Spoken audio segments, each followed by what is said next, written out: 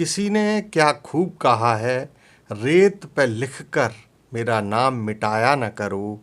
आंखें सच बोलती हैं, प्यार छुपाया न करो।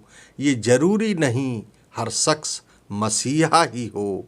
प्यार के जख्म अमानत हैं, इन्हें हर शख्स को दिखाया न करो।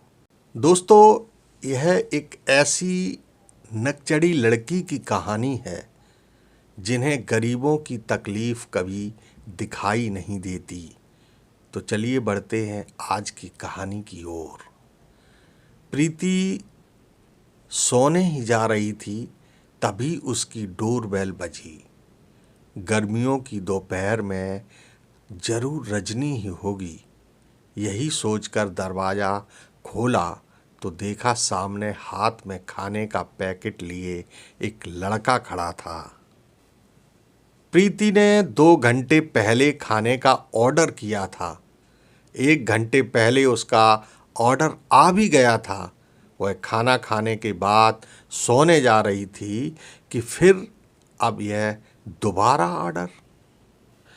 यह देखकर वह चौंकते हुए उसने कहा, ये दोबारा ऑर्डर क्यों? वह लड़का बोला, मैडम, मैं तो पहली बार ही आपका ऑर्डर लेके आया हूँ। काफ़ी बहस के बाद गुस्से से लाल होती हुई प्रीति ने कहा, तुम वापस जाते हो या फिर मैं तुम्हारे होटल फ़ोन करके तुम्हारी शिकायत करूं? प्रीति ने उसकी नेम प्लेट पढ़ ली थी। उसका नाम सौरभ था। इतना कहते हुए प्रीति ने दरवाजे को जोर से बंद किया। कुछ देर के बाद प्रीति को लगा, देखें वह डिलीवरी बॉय गया या नहीं। तो उसने आई होल से देखा। यह क्या, वो लड़का वहीं खड़ा था।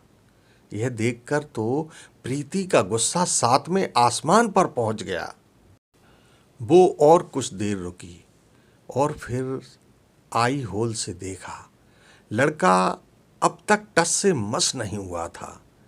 अब प्रीति से रहा नहीं गया। उसने गुस्से में दरवाज़ा खोला और चिल्लाने ही वाली थी, पर उसकी आवाज़ गले में ही फंसकर रह गई। वहाँ कोई डिलीवरी बॉय नहीं था।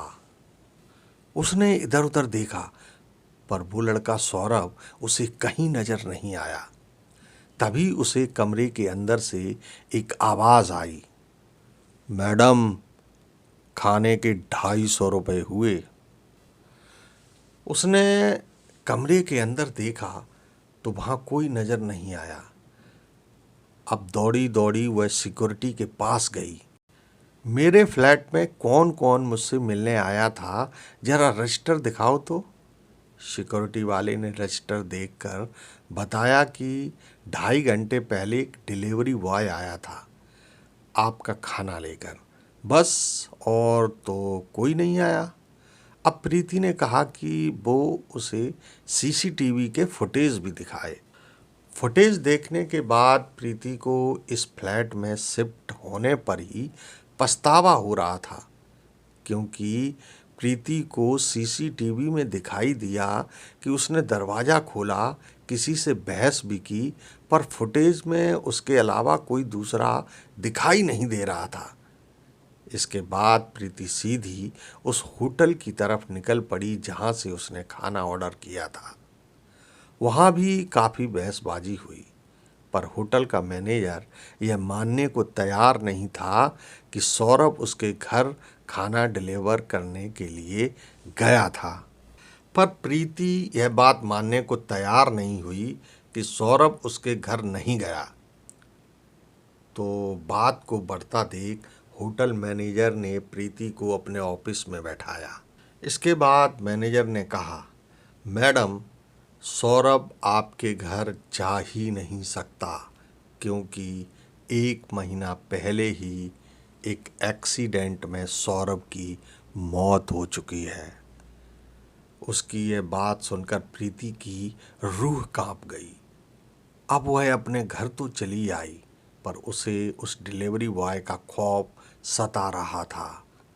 ये सारी बातें जब रजनी को बताईं तो रजनी उसी के कमरे में उसके पास आ गई और रात को प्रीति के साथ ही रुक गई। कुछ दिनों के बाद प्रीति ने फिर कुछ सामान ऑर्डर किया। जब उसकी डिलीवरी लेकर जो आया उसे देखकर प्रीति चौंक गई। वह घबरा कर बोली, तुम क्यों मेरे पीछे पड़े हो? सौरभ हंसते हुए बोला, मैडम, आज आपने एक बार भी डिलीवरी जल्दी करने के लिए फ़ोन नहीं किया। और हंसने लगा। हा हा हा हा हा हा। दरअसल 3 महीने पहले प्रीति ने एक होटल से खाना बुक किया था। उसकी डिलीवरी लेकर जब सौरभ नाम का डिलीवरी बॉय ऑर्डर सप्लाई करने आ रहा था तो प्रीति ने बार बार फ़ोन करके उसे इतना होपलेस कर दिया था कि उसी दौरान उसका एक्सीडेंट हो गया और उसकी जान चली गई थी। और लगता है उसी की ये आत्मा अब प्रीति के पीछे पड़ी है।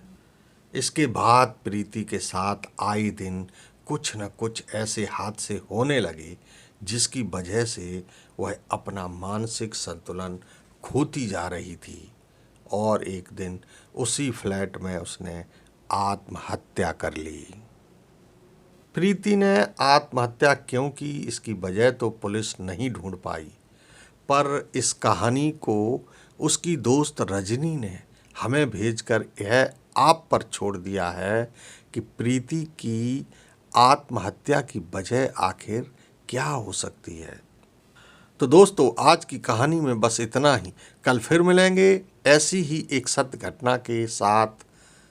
तब तक प्रमोद का प्यार भरा नमस्कार।